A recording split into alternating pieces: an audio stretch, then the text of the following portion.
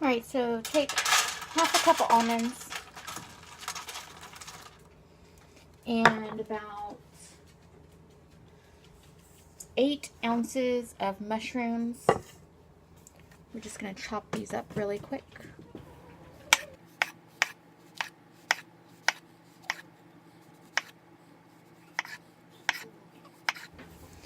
Alright, I just threw the mushrooms and the almonds because I didn't have walnuts, but if you have walnuts, use walnuts instead. That's fine.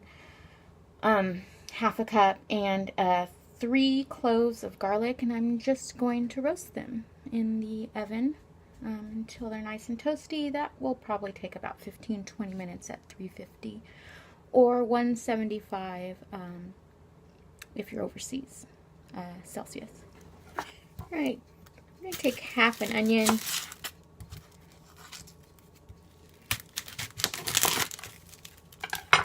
And put that in there, mix it up.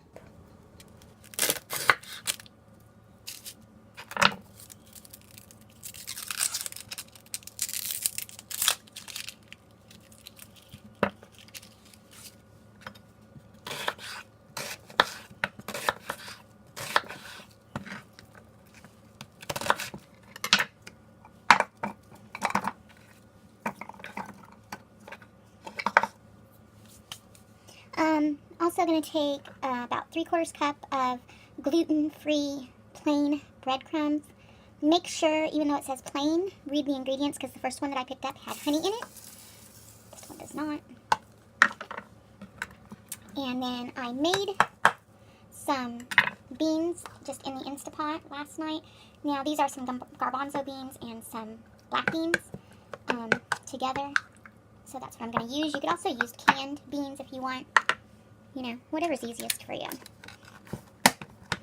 Obviously, we're going to mix that up.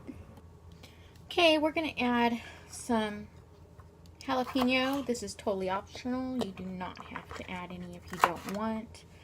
Obviously, I've seeded it. I just want the flavor. I don't want that much heat. So we'll add that in. And also the roasted mushrooms and almonds that we just did as well.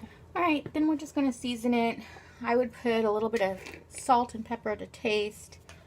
Maybe about a tablespoon of Italian seasoning. And a couple tablespoons of nutritional yeast.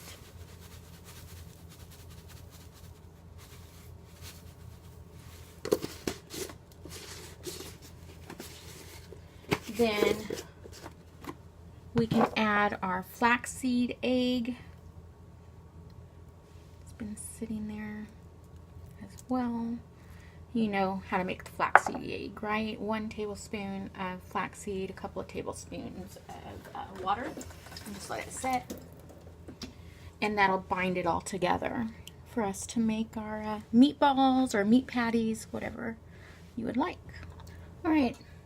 Then we just take a little bit, make sure your hands are wet so it doesn't stick, and then you can roll it around in the breadcrumbs and make your little meatballs. So that's how I do it. Now I just put them in a non-stick pan without any oil over medium heat, and as you can see, it makes a lot of meatballs, so that's really good.